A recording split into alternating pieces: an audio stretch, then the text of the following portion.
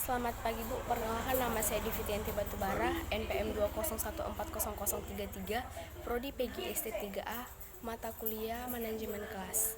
Di sini saya akan praktek mengajar tentang tujuan, manfaat, dan prinsip manajemen kelas. Selamat pagi. Apakah kalian sudah tahu apa yang dimaksud dengan manajemen kelas? Manajemen kelas adalah penciptaan suasana atau kondisi kelas yang memungkinkan siswa dalam kelas tersebut dapat belajar dengan efektif. Di mana kita dapat belajar dengan efektif dan menciptakan suasana yang lebih semangat.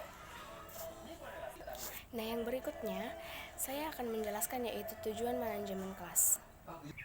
Yang pertama dari tujuan manajemen kelas yaitu mewujudkan situasi dan kondisi kelas.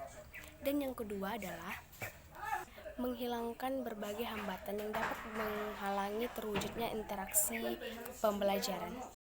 Ketiga yaitu menyediakan dan mengatur fasilitas serta perabotan belajar yang mendukung siswa belajar secara lingkungan sosial, emosional, dan intelektual siswa dalam kelas.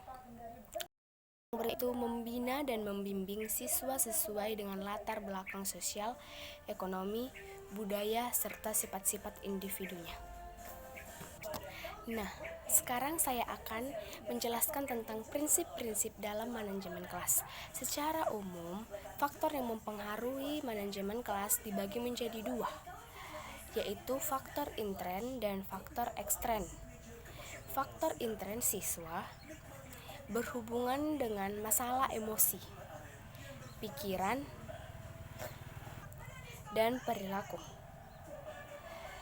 kepribadian siswa, dan ciri masing-masing menyebabkan siswa berbeda dari siswa lainnya. Secara individual, perbedaan secara individual ini dilihat dari segi aspek yaitu perbedaan biologis, intelektual, dan psikologis.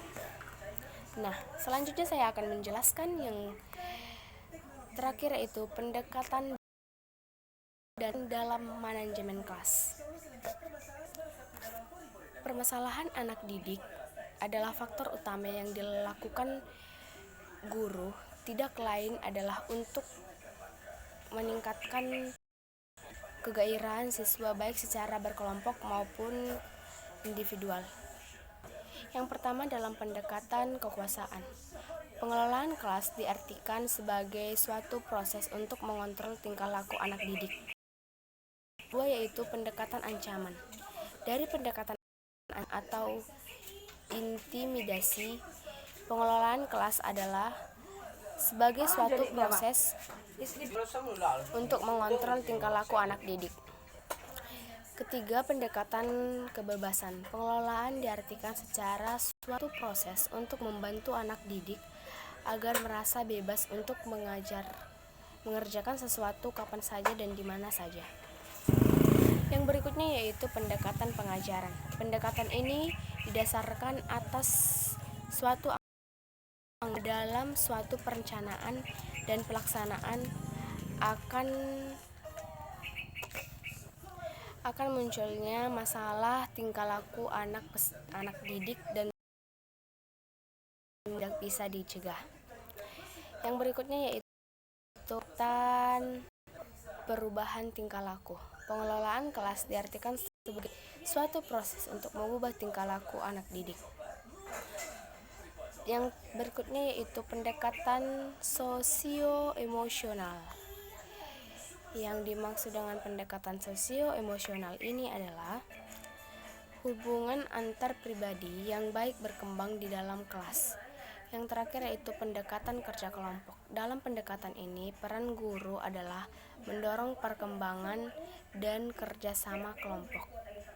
Pengelolaan kelas dalam proses memerlukan kemampuan guru untuk menciptakan kondisi-kondisi memungkinkan kelompok menjadi kelompok yang produktif.